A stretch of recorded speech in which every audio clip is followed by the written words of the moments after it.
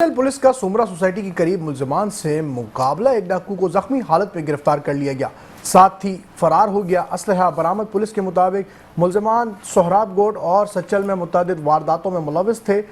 CCTV footage से शिनाख्त के बाद मुलजमान की गिरफ्तारी की कोशिश की गई। जख्मी मुलजिम को इज्जत खान और फरार साथी को शेरा के नाम से शिनाख्त किया गया। सच्चल पुलिस का सोमरा सोसाइटी के करीब मुलजमान से मुकाबला हुआ। एक डाकू को जख्मी हालत में गिरफ्तार कर लिया गया, जबकि साथी फरार होने में कामयाब हो गया। असलहा भी बरामद कर लिया गया। पुलिस के मुताबिक मुलजमान सोहराब गोट और सच्चल में मुतअद्दिद वारदातों में मुलविस थे।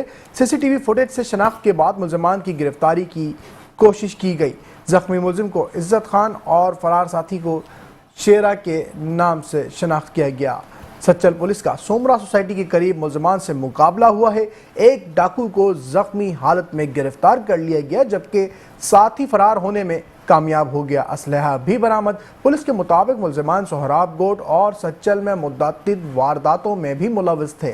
सीसीटीवी फुटेज से शिनाख्त के बाद मुलजमान की गिरफ्तारी की कोशिश की गई है।